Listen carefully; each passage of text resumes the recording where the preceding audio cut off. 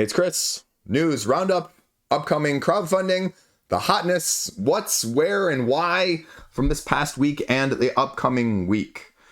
Because I like talking about stuff and apparently just getting myself in trouble, right? I just came across tonight a video that was talking about one of my videos.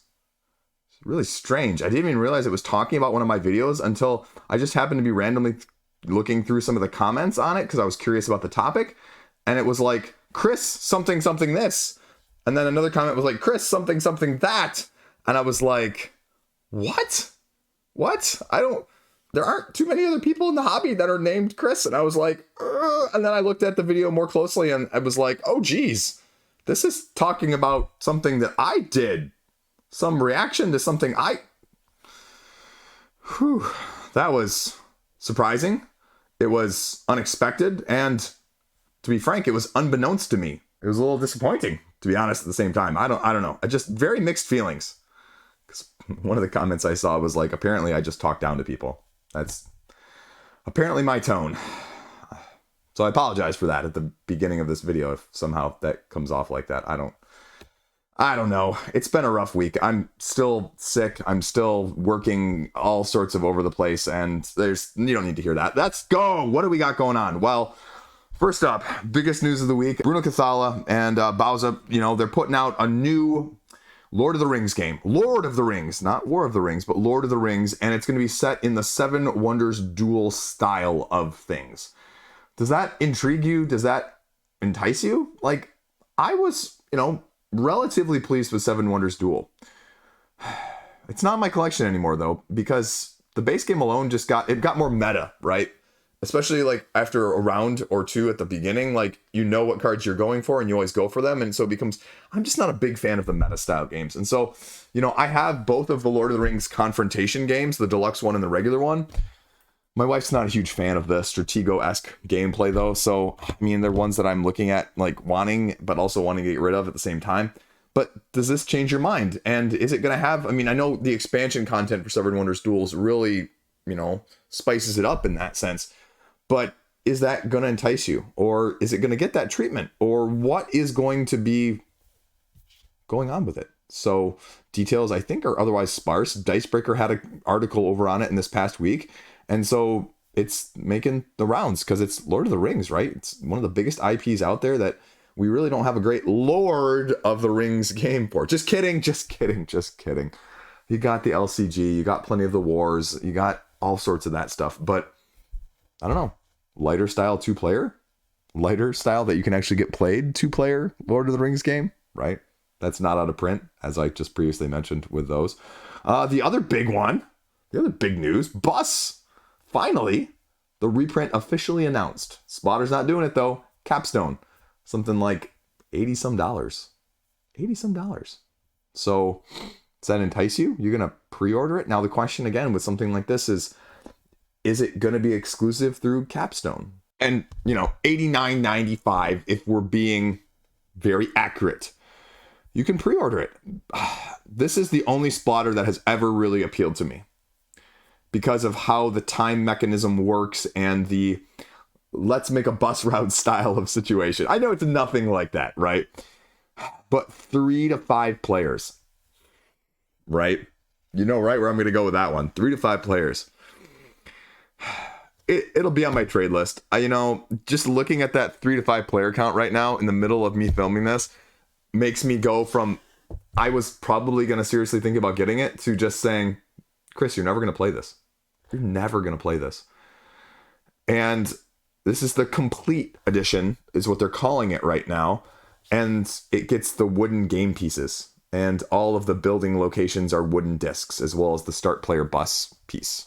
So are you going to see a non-wooden version then at retail? Like, what's the exclusivity going to be? They say there is going to be an upgrade kit for those who got the 2019 retail edition, so you can like upgrade yours, as well as you can pick it up, I guess, maybe at Spielworks' booth over at Essen this year. But I don't know. Does that appeal to you? Again, like, I know this has been on a lot of people's wish list, a lot of people's grail list.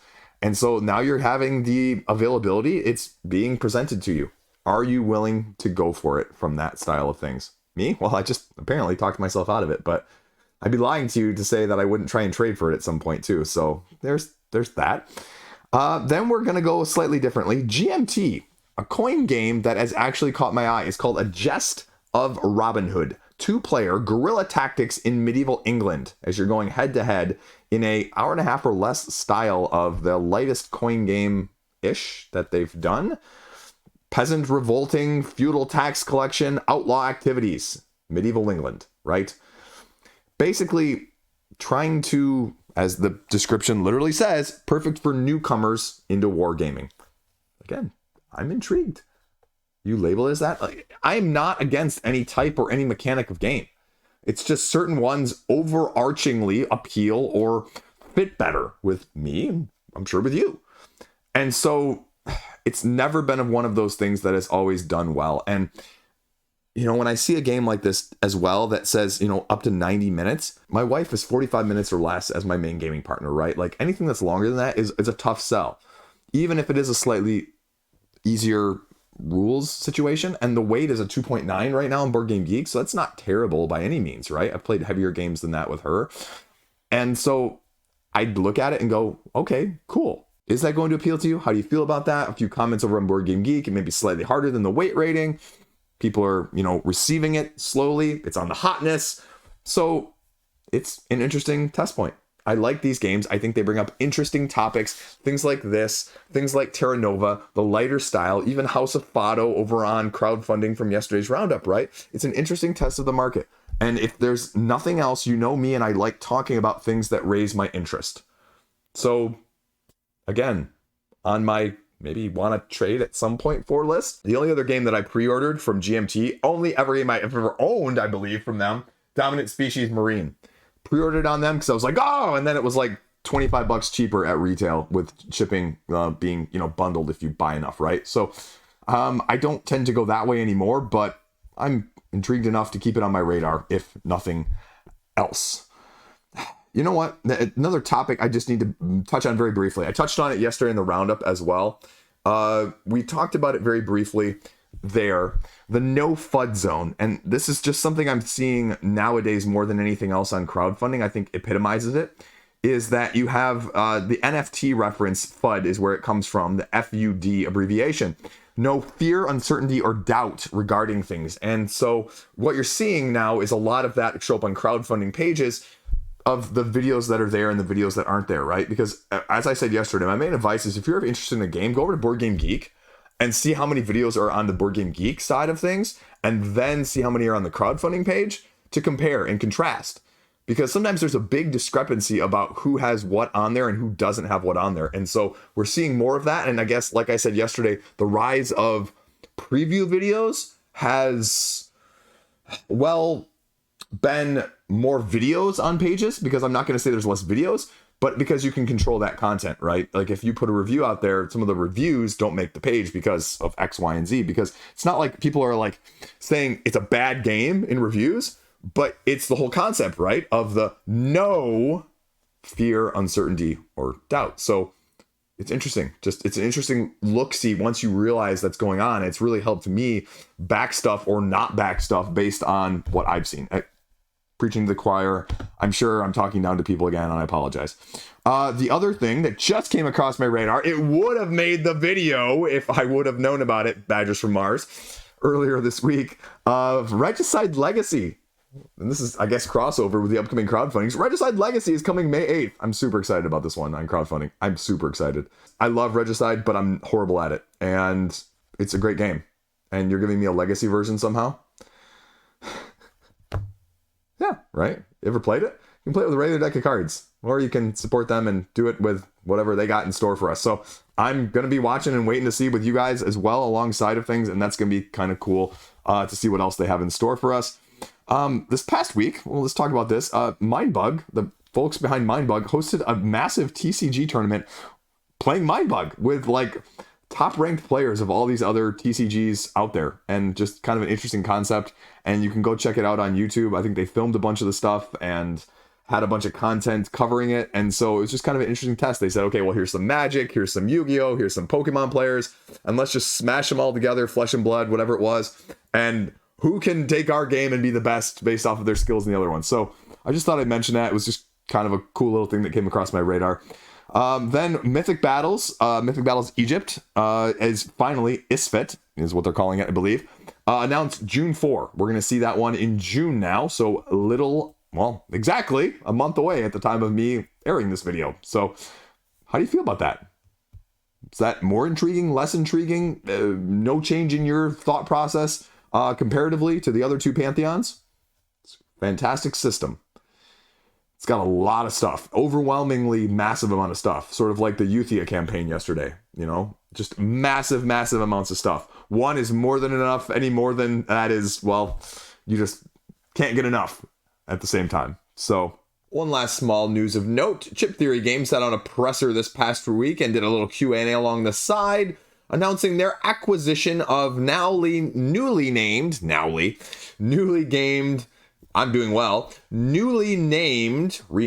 Neon Night Games, formerly Good Night Games, with Manny Trembley. And they say on their presser, essentially, that they had a partnership with them that started out in the 20-strong campaign, which is going into the design of the next 20-strong campaign as well, if that makes sense, which is actually just formally announced to be in July, by the way. And then they have worked with him on Roth, their more recently one, because they're trying to diversify, they say in their press release, their portfolio with other properties than, their one or two that they were really, really known for, like Too Many Bones.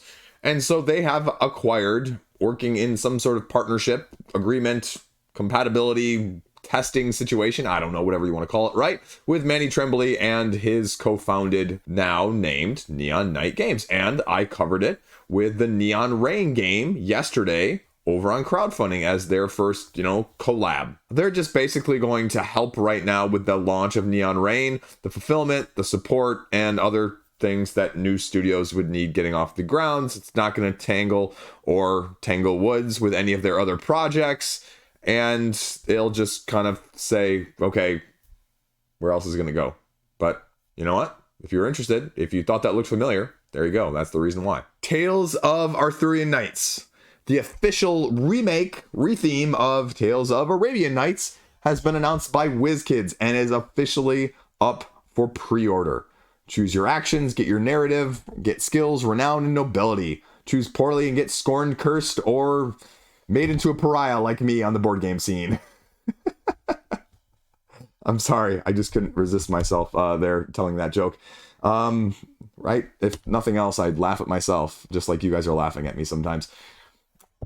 Are you intrigued? Tales of Arabian Nights, I got a reprint like a year or two ago, I believe, with a new edition. But again, I kind of like this theme better. I've always been a sucker more for this thematic incorporation, Medieval Knights, and King Arthur in general, which is why the Shadowborn game was really been, interest to me in the first place, even though area control, again, is not my huge mechanical preference. So, you know what? Is it going to be better? Is it going to be worse? Is it just going to be adjacently different? No idea, but it'll stay on my radar again, just for the sake of, maybe if it's, G-ish rated, Y7, a family-ish style game from that aspect of things. So, yeah, there you go. What else? Well, Thunderstone Quest, The Rise and Fall, is coming later this month. That was just recently announced on crowdfunding on the 21st. The 16th and 17th chapters, I covered it in the upcoming preview, are biggest of the month as well. Thunderstone Quest is just churning stuff out. So $40 in expansion there, giving you a couple new mechanics, a couple new different scenarios, and just tons and tons of more stuff in general. Monumental, that game, more of a Civ game, is coming out with a dual edition as well. And when I say one, I mean actually three from Funforge. Monumental Exploration, Monumental Dual Trade, Monumental Dual Espionage. So you get three different civilizations in each of these base games, guiding them through the ages. But this is going to be obviously a two-player game as you manage those resources in your capital city, with mainly deck building. And that's kind of cool, actually. I didn't think it was going to be deck building, so I all of a sudden, talking about this, signed myself up for being more interested in adding it to my Board Game Geek wish list, which I wasn't expecting, Funforge. So you got me there with a keyword. Is it going to be a little bit more like, though, Imperium, Legends and Classics? I hope not, from a complexity stake, because that was really hard for me to manage any sort of cohesiveness around in my very simple brain. But if it's a little bit lighter and a little bit more intuitive, and FunForge kind of can do that, I think, hopefully. I'm intrigued now to kind of see, and just flew across my radar tonight, so thought I'd mention it to you guys as well. One of the other things that came across my radar, Brother Ming, small indie publisher, put out the Genshin Tarot game, as well as the Fire Emblem game, is going to be having more content for those. Genshin Tarot expansion is going to be upcoming, as well as a Fire Emblem D&D RPG. So if either of those things sound appealing to you, Genshin Tarot is probably one of the hardest deck builders I've ever played, truth be told. And if you're interested at all in it, he still sells stuff from his website, I believe. And I think there's actually more Fire Emblem content coming out soon, too. I think there's an expansion in the works for that as well. The art for those is tremendously fantastic if you haven't seen it. So go check out Brother Ming's website and give him a look-see. Tell him I sent you. Maybe. Ish. Well, we've hit up most of the news at this point. So what else we got going on in the hotness? Well, top of the hotness at the time of me filming this is sand. I talked about this, I think, at the tail end of 2023's upcoming retail games to just be aware of. This is one coming from Devere. It's sort of like Sultan Sea, only it was Sultan Sea and sand. And you're transporting goods. It's a pick up and deliver with a weight of over 3 on Board Game Geek. A bunch of big people have had reviews out really recently. And it's just giving you more of putting yourself as a desert traveler, traveling across dunes on their faithful, wait for it, caterpillars. You weren't expecting that one, were you? Other companions, and just help you do whatever you need to do. I don't know. It's probably too heavy for me. 2-hour playtime. That sounds like a lot. But cool aesthetic. Devere puts out solid Euro-style games, and I would imagine that this isn't going to be any less in that sense. There's only 26 ratings at the time of me filming this, so if you want to go try and get it yourself, pre-order it, order it, whatever you can do, you can probably be the first on your block to get it. So if that intrigues you, go check it out. Vantage, Stonemeyer, still in the hotness. It's going to be on the hotness for a while. Same thing with Harmonies. Well, we already talked about a Jest of Robin Hood, the GMT game. We talked about the Mandalorian adventures last week. Boom. See, your boy knows what he's talking about it sometimes, of what's going to make waves and what's going to be interesting. Slay the Spire is still there because people are getting delivered. Arcs is delivering soon. Heat Pedal to the Metal, as you'd expect. The other one, as things are ending and dying down, Power Vacuum, which I have a copy of. I'm sorry, I've been working on that. I've been sick, and so I'm just behind on stuff. I apologize. I'm just crappy at life sometimes. Anyway, Sky Team's on there, and some of these are also getting clicks because of the Board Game Geek nominees and awards that I talked about last week. And then obviously the Bus reprint is also getting all the clicks in the rage right now in the hotness from that aspect. Apart from that, we've got your usual suspects. Fractured Sky because of the crowdfunding campaign this past week. Castles of Burgundy from 2 weeks ago because of the reprint. Epoch's Course of Cultures I talked about in the roundup yesterday. Skyrise because it recently delivered. Earth, as well as Nucleum because, again, Nucleum just has an expansion coming out in addition this month. So all of these are just getting some heavy clicks as a whole. That's it right now. So what do we got upcoming on crowdfunding, though? I already mentioned the biggest one, the most interesting to me, Regicide Legacy, earlier in the video.